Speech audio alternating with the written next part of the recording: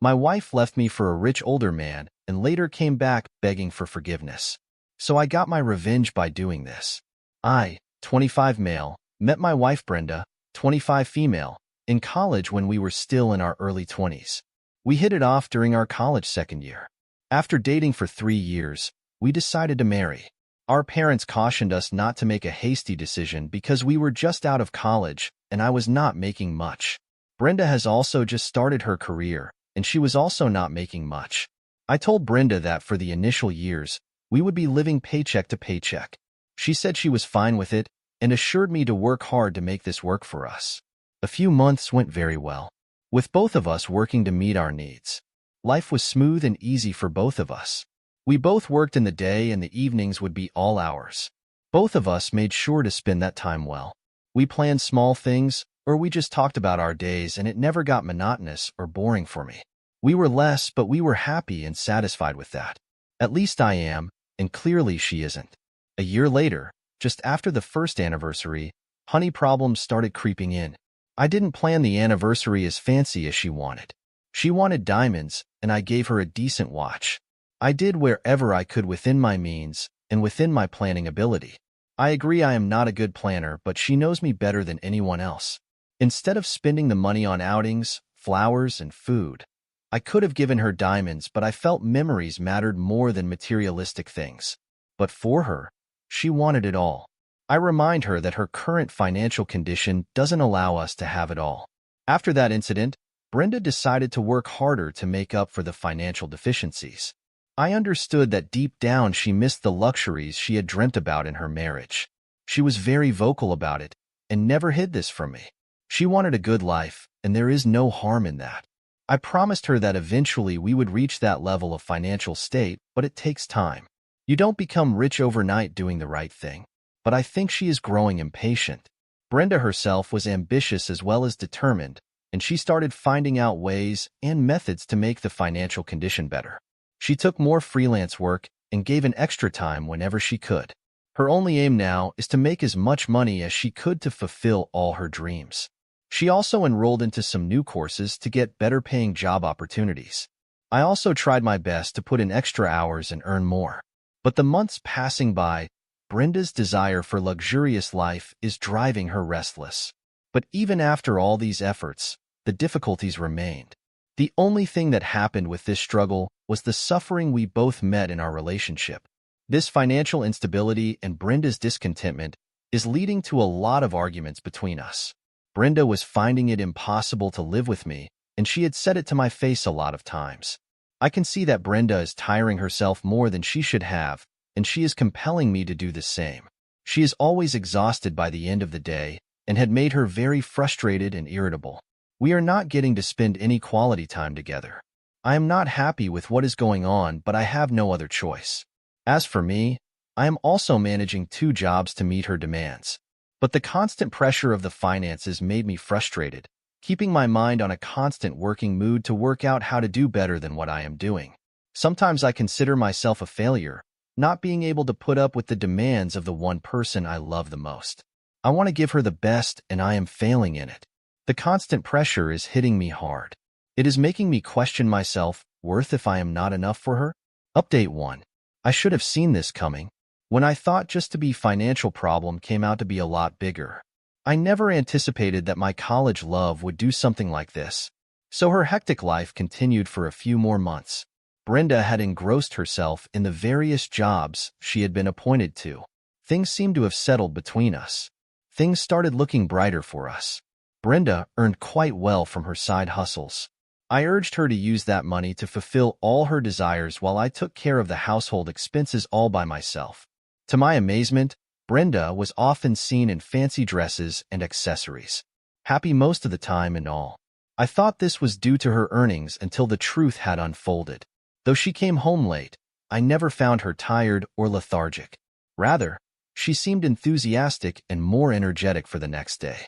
I was glad of the good tidings her busy schedule had caused. She would give me a limited but wholesome time. This routine followed for a few weeks, but then something strange happened. On her return home from work one day, she was agitated. She went to bed straight and dozed off. This continued for more than a week when it was bothering me. Whenever I asked her the reason, she would snap at me or said that she was tired of working so many hours. I told her to let herself free and get rid of the extra work. In the moment, this topic always turned into a heated argument, so I tried to avoid it. The best I could do was make her go off in dinner and let her be in her space.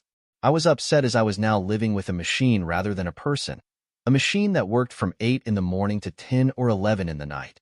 She hardly said hi or bye to me, and that's it. I was lacking her time and love.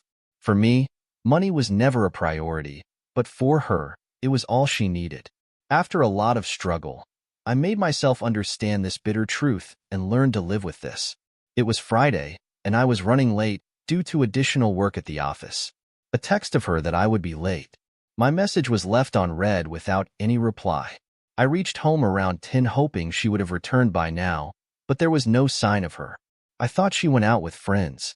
I didn't bother her by calling her texting because she rarely goes out. I was too tired to make dinner and dozed off on the couch waiting for her. When I woke up, it was almost midnight. I called her, but she didn't respond, and after a while her phone was out of reach.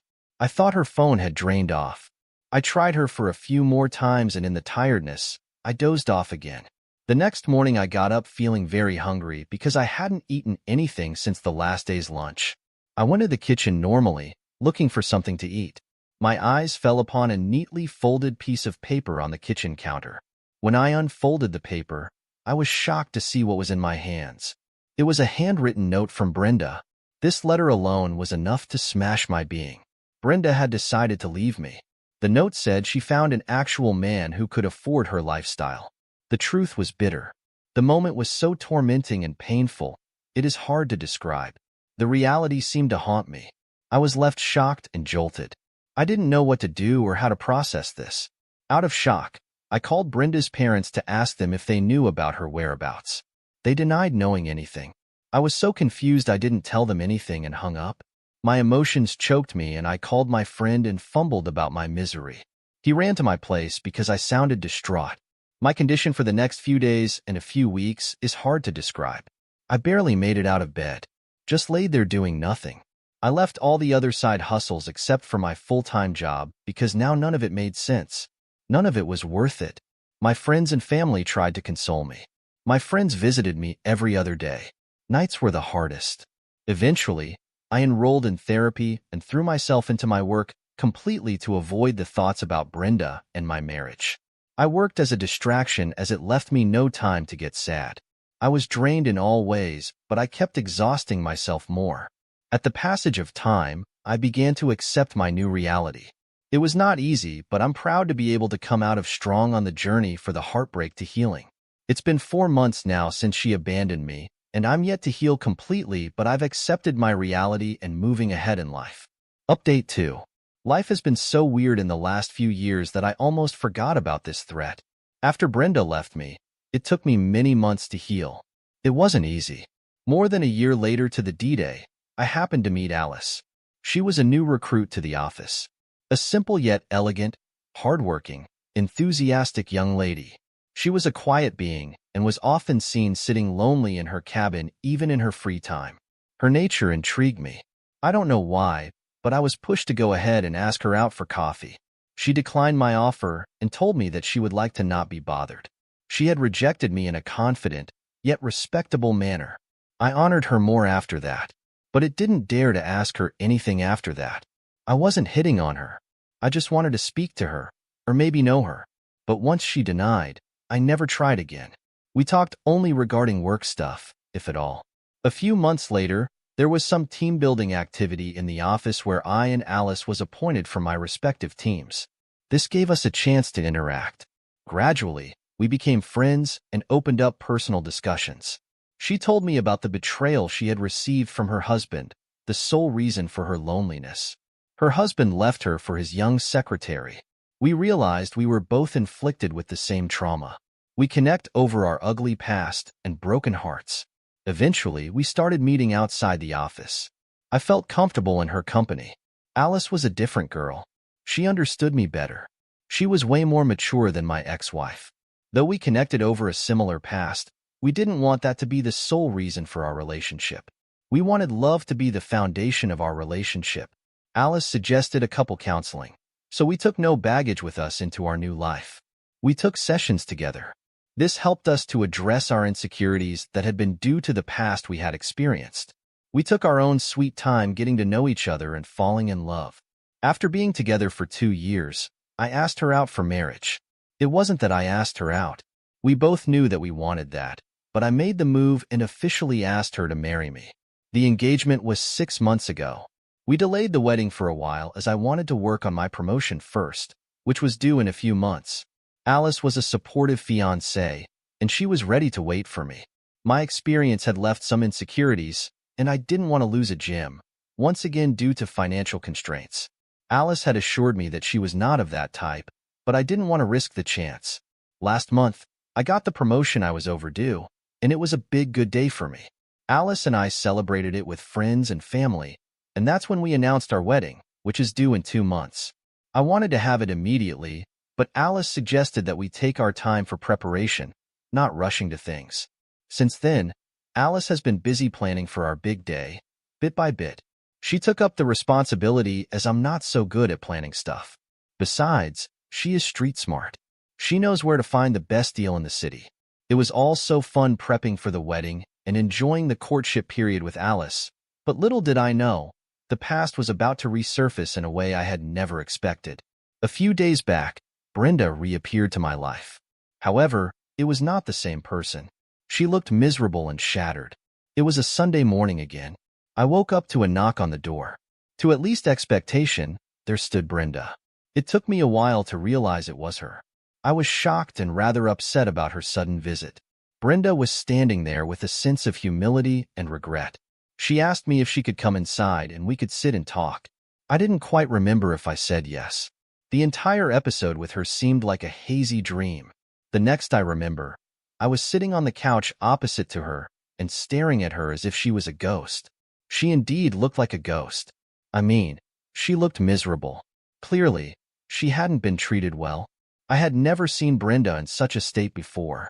She started crying bitterly and told me that she had made a huge mistake of leaving me. The man for whom she left me was nothing but a fraud. He gave her everything she wanted but respect. He treated her like trash. She liked her new life for a couple of years. She had everything she ever wanted. First clothes, accessories, exotic foreign holidays, and whatnot. But soon she realized that the man was a cheater. He laid his hands on every other woman he met, right from his secretary to his business partner to his house attendants. When Brenda got to know the reality, it was too late. Also, she realized that their relationship was not like a normal one where she could boss him around or school him for his mistakes. He treated her no less than an anemone object he was providing for. She was not even that close to him that she could fight with him regarding his infidelity. She just had to stay there and witness everything he did. He was a rich man in his 50s with generational wealth. What else do you expect from him?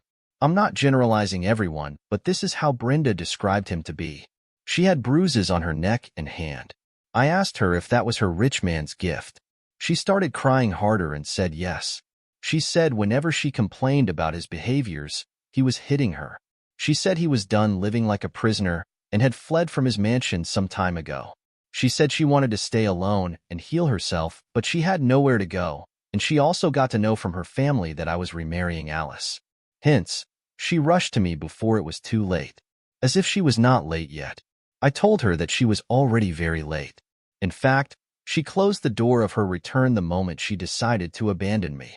She begged for forgiveness and said she was a fool to run after money and not understand the value of true love. To be honest, I struggled with conflicting emotions for a moment. I had loved this woman so dearly in the past. Deep down, the part of me that had once loved Brenda so deeply was not able to ignore the regret with which she had returned. I sat there patiently listening to what she had to say. I had just moved on and was building my new life with Alice, the woman who loved me and who had helped me heal. I cannot betray her for Brenda, who was nothing but flaky and self-centered. I asked Brenda to leave because I had to step out for a meeting with the wedding planner. She cried and held my hand asking me for one last chance. I said I was not in a state to talk to her. She had damaged me very brutally when she ghosted me, and now she, again, shattered my being by mirror reappearing in my life. Her presence annoyed me so much that I got up and went out of the house, asking her to leave. She ultimately left. I ran the door behind her. Her sudden visit brought back the memories of the past, but I was more concerned about confronting this to Alice. She wasn't in town. She wanted to spend a few days with her grandparents. I called her immediately. Maybe it was my guilt, but we couldn't talk much. She had network disturbances in her ancestral house. She spoke a few times after that day, but I didn't dare bring up this topic. I don't intend to hide this from her, but she's in a limited network zone, and I don't want to discuss this over a phone call. She's supposed to return tomorrow, and I'm nervous about how she's going to react to Brenda's visit. Brenda is my past, and she would never become my present or future, but I'm scared that this would ruin my chances with Alice. I'm crap scared. Update 3. Alice returned from her grandparents excited and thrilled, telling me about all the gifts and heirloom she got from her grandparents and great-uncle. I tried to act normal, but she sensed the struggle I was going through. She knew I was distracted. She asked politely what the matter was. It was then that I could not control myself. I blurted out everything. I told her about the unexpected return from Brenda, her regrets over the past decision, and her pleadings for another chance. Now, I could see the insecurity in Alice's mind, but she kept her calm. She didn't say anything, just nodded throughout and asked me about my decision. I held her and assured her that there was nothing to decide. I never had a second thought about our marriage. I loved Alice and wanted to spend my life with her. I told her that I was nervous because I was in a dilemma, but because I feared how she would react to Brenda's visit.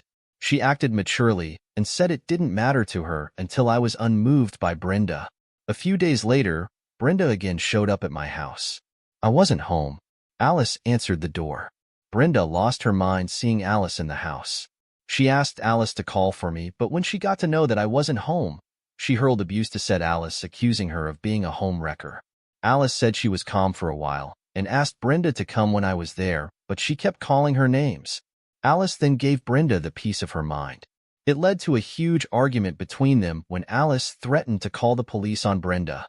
After that incident, I received several calls and texts from Brenda, but I didn't answer them all. One day, she also showed up at my workplace, but I didn't meet her. After waiting for hours when she was about to leave, she saw Alice in the office, then unleashed her frustration upon her. Alice called the office security to throw out Brenda. I was feeling bad that Alice had to go through so much because of my past. I have had enough now too.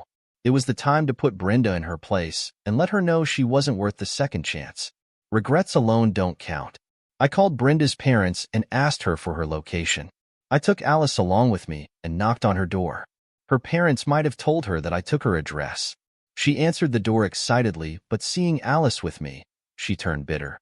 Seeing her face, I couldn't resist my anger and frustration. I started blurting out things. I tried to keep my words less severe, but I managed to express the pain and disappointment that had been built up in me. I told her up front that I loved Alice and was going to spend the rest of my life with her, and that Brenda was no less than a ghost to me. She held my hand and cried, but I shrugged her off and asked her to stay away from me. I told that my wedding with Alice was scheduled for the next week, and that she now needed to respect my choice and decision, which solely was Alice now. She didn't stop there and tried her last bet, texting and calling both of us to call off the wedding. She also reached out to Alice's parents to tell them I didn't love Alice and was marrying her to get back at Brenda and nothing else. When it got too much, I followed the restraining order against Brenda. After that, she has not reached out to any of us. I guess she understood that I was not going to move away from my decision. Soon she accepts the reality. Good for her. I'm just excited to marry my love, Alice, and spend my life with her. I feel so lucky to have her in my life.